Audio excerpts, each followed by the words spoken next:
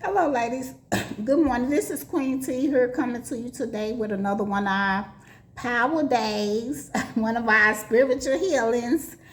And today, I would like to talk about abuse. Okay, for my women out there who is facing abuse, please tell someone. Please, it's never okay to be abused by nobody. Don't let nobody have control over your mind and your life. Stop going to other people, taking advice, getting their advice. If you need somebody to give you some real, true advice, you can always email me, text me, call me on my phone. I think my number is in the description. If not, I'm gonna put everything in the description box. But you cannot listen to other people's advice, okay, all the time. Because I'm finna tell you, people will lead you down the wrong direction.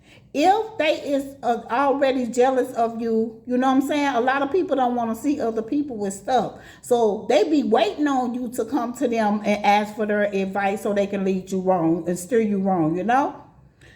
Well, my guy had left me and he went back to his ex-girlfriend. So I was telling him, I'm like, that's gonna be the wrong move you make. You know, you could take a chance on losing everything that we have built here. So he went over there, listened to her. She started doing voodoo spell work on me and him to keep us apart. Cause we are soulmates. Like when we together, like it's no other. Like you will feel a feeling of no other. It's like we used to send each other messages every morning of how much I love you. Basically, we saying vows to each other every morning. You know what I'm saying? We just like the wedding vows. We send it to each other every morning. So, she is a tarot card reader. And she went through them cards, honey, and seen that we were soulmates, seen that he had money and all this. So she did a love spell on him, got him to come over there, marry her, had him to marry her, and signed over his bank account and everything. Put her on a joint account, girl. The girl that ripped the man off, then had him set up and robbed, was putting all kind of blood, pea shit, whatever it is, in his food and stuff. Had got the man really sick. And it was just horrible. And I was trying to tell him, but she had him to where he couldn't hardly stand me no more. Like I just basically disappeared. He out there, he was spreading rumors and lies on me, talking about my house. Like I tell y'all, I keep a clean house. Oh, she got bed bugs, she this, she that, you know what I'm saying? Like just telling all lies, had turned everybody against our group, against me.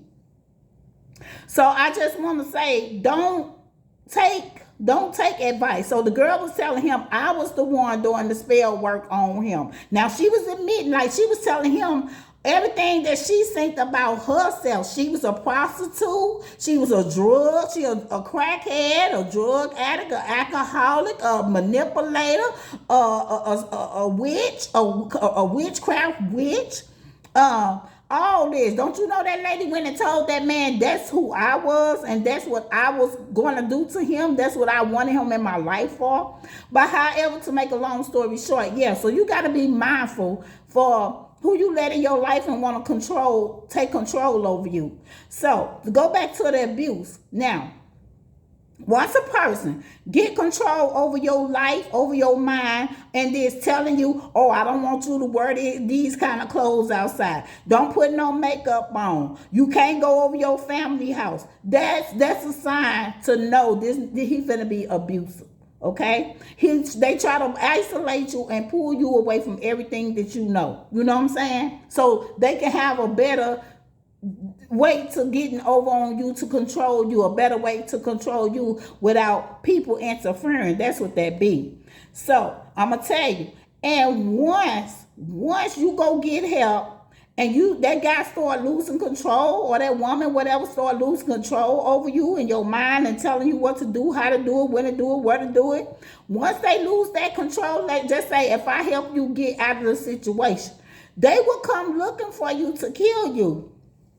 If you notice, every drunk man on the corner right? You will see that drunk man with a dog. If they ain't got nothing else, he got a dog. You want to know why? Because he know he can control that dog. When he get drunk, he can kick that dog around and do whatever he want to do to that dog. You know what I'm saying? And that's how he would do a human. That's how guys treat a human.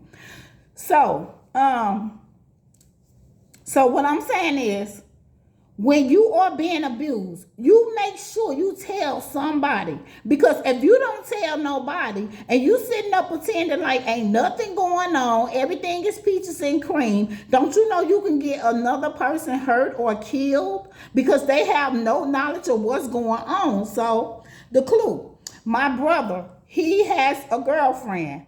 So this girl been going around, I guess, I don't even believe the girl was still seeing her ex-boyfriend, husband, whatever he may be to her. I have no clue. But I'm sure that she probably wasn't even still involved with this man. But the man lost her and lost control. And you heard that saying, if I can't have you, can't nobody have you, stuff like that. They be meaning that. They mean it. So my brother said that the guy, he guessed the guy was hanging around. He said he noticed one day he went over her house. Her door had been kicked in. The wood was knocked off the door. And he didn't ask no questions. She didn't say nothing. And he said he noticed that the last, a couple of days ago, when they went to, actually today is September 9th. It's her birthday today. So yesterday on the 8th, my brother said he went to go pick the girl up and take her he had went to go pick her up at her apartment and to take her to get something to eat and get her hair done for her birthday or whatever, because she was having a big birthday brunch this morning. So anyway, he said he was wondering why she let her 20-year-old son come with them, because he said she never done that before. Like, she never let nobody come with them, because they always going on romantic dates and this and this. So my brother said that he noticed that she had been texting somebody back and forth texting, and then when she get through texting, she was having a weary look on her face. So he was like, she had started acting kind of quiet and funny or paranoid or something.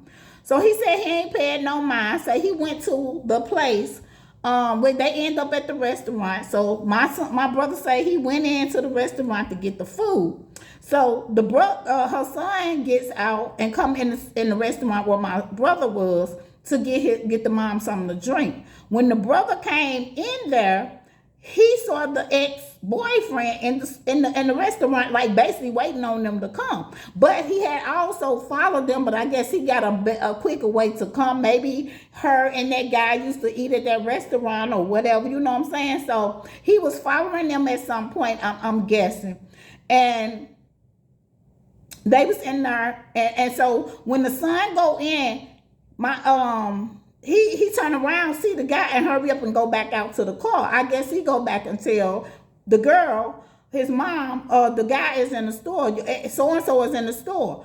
And so I guess she was like, what? So my brother, he comes out, he get in the car. He telling the son, he say, dang, man, I thought I saw you in the store. When I turned around, you was gone. So then nobody say nothing.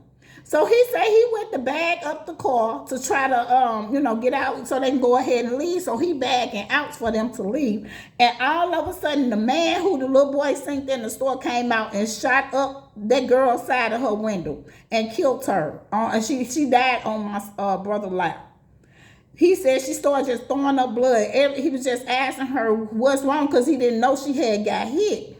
And said that she was trying to tell him who it was then, who it could have been then, but she couldn't get the words out and started just throwing up the blood. So I say, and the other day, if y'all go back and look at my reading, I had pulled some cards and I was saying somebody is being followed, stalked, and somebody is in danger. And I was like, oh, ladies, I hope that's not us. So let me pray. So good thing that I did go ahead and start praying, because maybe I prayed to save my brother's life, And because it was 30 shots shot into the car, and she was the only one, not even her son. She was the only one got hit with the bullets, three shots in her chest or whatever. So it just goes to say that be careful. You have to make people aware of the situation. Even if they can't help you out of your situation, at least let them be known, especially a person that you date. Be like, look, I was once in this crazy relationship. The man don't want to let me go. He could be stalking us, so let's keep an eye out when you driving. Keep looking in your rearview mirror. Let that person know what kind of car that guy drive, how that guy look. You know, because the whole time my brother was standing in the store with this man the whole time waiting on the food. So when the son come in and see him, he turned around and leave. My son had no clue of which one of the guys could have been him. And when I asked him last night, he still don't know which one it could have been, because by the time the shooting happened, nobody got a chance to see actually who was doing the shooting, because they was too busy trying to duck and you know. So ladies, please, if you're in an abusive relationship, please, like I did, get out. Get out. When that man is at work, you call around to shelters and you try to get help. You don't have to let nobody know but you and your kids what you was doing. Because I'm going to tell you something about family members, friends that y'all both know. They will go and tell that man what you're trying to do. Oh, so-and-so called me, asked me, did I know anything about a shelter in Alaska? What's that all about? You know what I'm saying? Everybody wants to start asking questions. So, but if you in an abusive relationship, please find a way to get out. Because my friend Kiki, we was at work one day, and I noticed she was looking down, sad, you know what I'm saying? Like playing church music. Like I never walked in there and heard her play church music. Actually, she never did what she did, period. Like we normally wouldn't even have music on. We just work, talk, play around. You know how I go at work. And this particular day, I go in. Now, she had braids in her hair and everything. And I go in the room, and she had the church music playing loud, like really loud. So I'm like, Kiki, is everything okay? She like, yeah, Tammy. I said, what's going on? She was like, nothing. I was just thinking I made God a promise to stop smoking cigarettes if he do whatever in my life. I guess change her life or get her away from the man, whatever. So I was like, oh, okay, that's cool then. I said, okay, well, just keep the party going. Let's go. I'm going to join in with you and start singing the church. So I started singing the church songs with her. So we sat there. She seemed to uplift herself. We sat down at the lunch table. We talking. She showing me all these pictures of how she was teaching her daughter how to drive and her son how to drive. And she was like, they were so happy. They looked happy on the picture on the video or whatever. And so we hugged at the end and we went back to work. Okay. So I go to work a couple of days. I ain't see Kiki. I hadn't been seeing her. So I'm like, what's going on with Kiki? So I'm like asking everybody, because when I called, she wasn't answering no phone. So I pulls up. We was working for this temp service or whatever. So we pulls up to get our check. Don't y'all know this man had then cut this girl hair out of her head where she was bald head. And I guess to make it look like that was something that she done, that she ended up dyeing her hair blonde. You know how the women walk around with that little the men's wave haircut or whatever. So she dyed it blonde. So I didn't even know who she was, because day before yesterday when I seen you had braids. Come today, you got a blonde. What is going on? So she was just sitting there staring at me in my car, but I didn't know who she was. I'm like, why is this lady keep staring at me? Because too, she had pulled up in a new car as well. So I'm like, dang, who is this lady? And I'm like, she parked up beside me and just staring. So I was like, dang. So I get out the car and I'm finna go in. She say, Tammy, you don't know who I am? I say, Kiki, girl, what is wrong with you? What happened to your hair? And she was like, oh, I just cut it out because I was just tired of it. So I'm like, oh, okay, cool. So we go up, get our check, we leave, okay? So it was the weekend. We went through the weekend. Come Monday, I go to work. I get to work. I didn't see Kiki there because she told me, I'll see you Monday when we get to work. I'm like, okay, cool. So next thing I knew, one of the other workers came in that we used to talk to and was like, girl, did you hear on the news that Kiki got killed last night? Oh my God. I could not believe it. I could not just believe it. So I run out the job and I go to Kiki's house. And this boy had then shot out all her tires on her car in case she wanted to try to get away when he get to the house. When she sees him, she'll normally probably run out the door or run to a car and drive out. So he shot off all the tires. And he had beat her. He beat her really bad, so bad that she had blood on her face. And the police took his fingerprints off of her face. And as they running that, they got other units out trying to find him in the neighborhood because he took off by feet running or whatever. And they walk her down to her office, tell them to come up and change the locks on her door and everything, and that they're gonna be in the area making sure she be all right, safe. Next thing you know, this man then doubled back, then went to the house, kicked the door in, which when I got there, the footprint was on the door where he kicked the door in and shot her dead in her forehead and killed her instantly. Then he gonna turn around and try to shoot himself, but he didn't die. You see, stuff like this, that stuff is just freaking crazy, ladies. Like, it's freaking crazy. Y'all got kids out here that love y'all, that they don't have nobody else once you leave this world. You feel me? Once you leave this world, they don't have nobody. So I just encourage you to please, if you in danger in any kind of way, tell somebody, especially a new person that you may be dating, because you can save his life as long as well with yours, you know? Give description to different peoples of how this guy may look, you know? Talk about him a little bit to a person, especially if you're dating somebody and you really like that person, or even if you don't, just tell it to them. Just tell it to them. Oh, it was this guy I was dating. The man is crazy.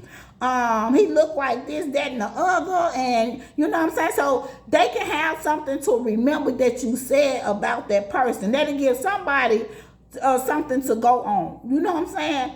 Because, I mean, innocent lives could be taken along with yours trying to keep him hidden. So I'm just here today to encourage you ladies out there to please be mindful. Be mindful.